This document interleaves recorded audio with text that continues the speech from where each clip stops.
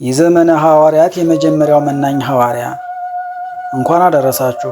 ቻናሉ አዲስ ስለሆነ ሁላችሁም በቅንነት ሰብስክራይብ በማድረግ ቪዲዮውን ላይክ በማድረግና ኮሜንት በማስቀመጥ ድጋፋችሁን ግለጹልኝ።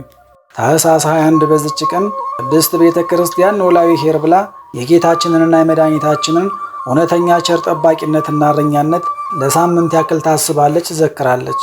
ዳግመኛም በዚች ቀን የስሙ ትርጓሜ ወልደ ኑዛዜ የመጽናናት ልጅ በምስጢሩም የመንፈስ ቅዱስ ማደሪያ ማለት የሆነ ትውልዱ እስራኤላዊ ቢሆንም በሀገረ ቆሮንጦስ ያደገ ስለ ጌታችን ኢየሱስ ክርስቶስ ዜና ሲሰማ ግን ወደ ኢየሩሳሌም ተመልሶ በቁርጥ ልቡ ጌታችንን የተከተለ ክብር ይግባውና ጌታችንም የቀደመ ስሙን ቀይሮ ከ72 አርድእት ውስጥ የደመረው ቅዱሱም እንደ ሌሎች ሐዋርያት በ3 ዓመት ከ3 ወር ያክል ከጌታችን እግር ስር ቁጭ ብሎ የቃሉን ትምህርት እጆቹን ታምራት የተመለከተ በኋላም ቅዱሳን ሐዋርያት በይሁዳ ፈንታ ከ12 የሚቆጠረውን ሰው ለመምረጥ 2 ሰዎችን ሲመርጡ ከቅዱስ ማትያስ ጋር አንዱ እርሱ የነበረ ዕጣ ሲጣልም በቅዱስ ማትያስ ላይ ስለወጣ ቅዱስ ማትያስ ከ12ቱ ሐዋርያት ሲደመር እርሱ ግን ከ72ቱ አርድእትነቱ የቀጠለ የነበረውን ሀብትና ንብረት ሁሉ ሽጦ ከሐዋርያት እግር ስር በማስቀመጥም ቀዳሚው የነበረ የዘመነ ሐዋርያት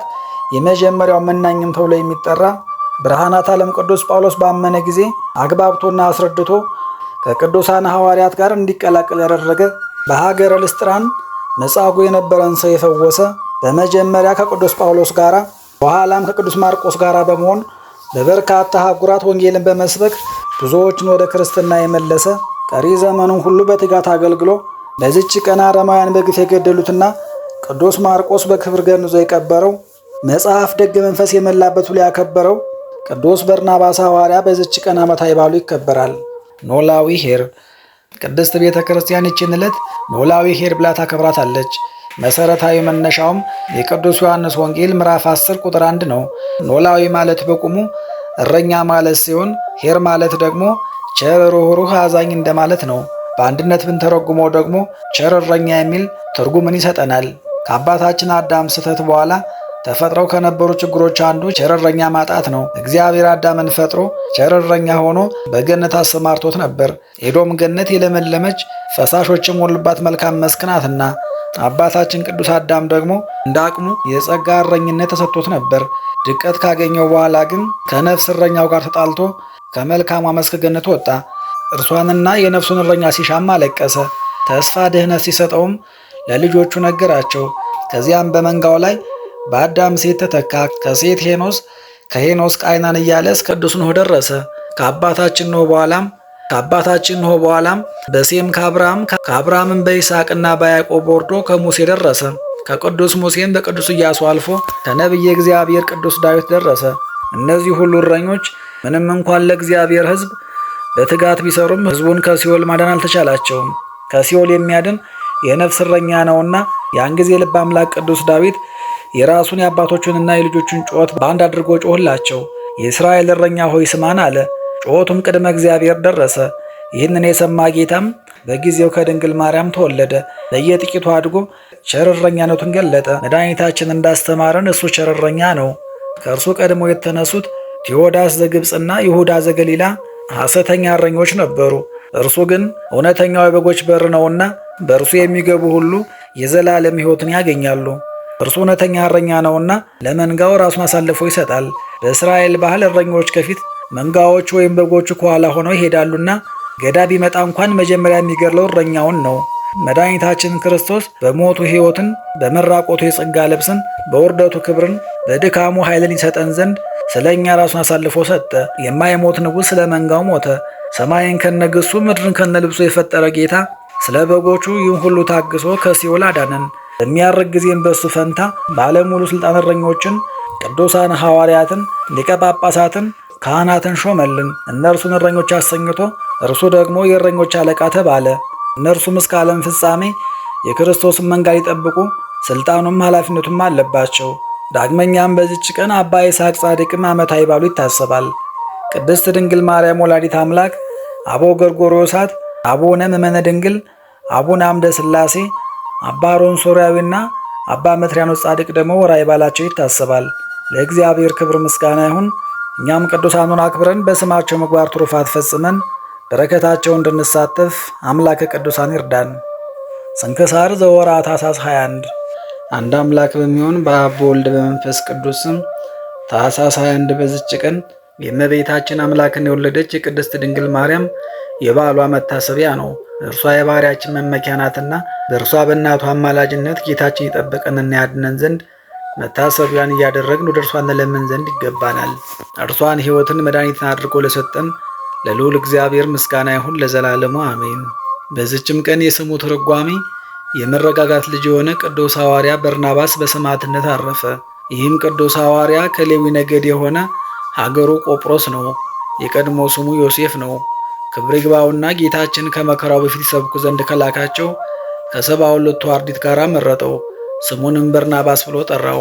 ከጌታ ዕርገት በኋላም አጽናኝ መንፈስ ቅዱስ በወረደ ጊዜ እርሱም ከሐዋርያት ጋር የመንፈስ ቅዱስን ስጦታ ተቀብሎ ክብር ይግባውና በጌታችን በኢየሱስ ክርስቶስ ስም አስተማረ።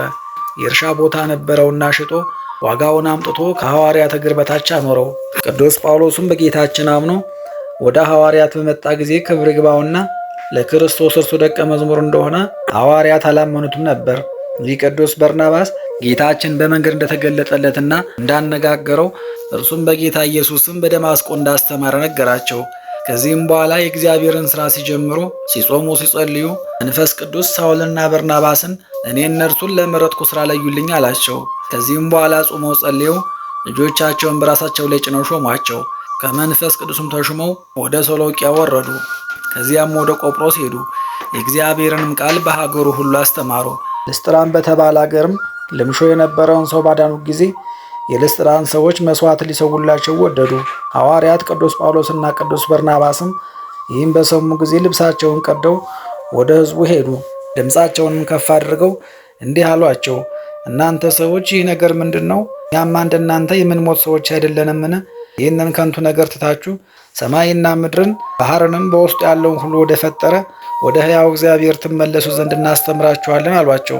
እንዲህም ብለው መሥዋዕትን በጭንቅ አስተዋቸው። ከዚያም ብዙ ሀገሮችን ካስተማሩ በኋላ ቅዱስ በርናባስ ከቅዱስ ጳውሎስ ተለይቶ ቅዱስ ማርቆስን ይዞ ወደ ቆጵሮስ ሄደ። በዚያም አስተማረ።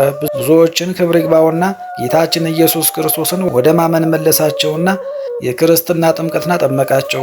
በቆጵሮስ ሀገር የሚኖሩ አይሁድም ቀኑበት፣ በመኳንንትም ዘንድ ወነጀሉት። በእግር ብረትም አስረው ጽኑ ግርፋትን ገረፉት። ከዚህም በኋላ በድንጋይ ወገሩት። ዳግመኛም ወስደው ከእሳት ጨመሩት። ምስክርነቱንም ፈጸመ።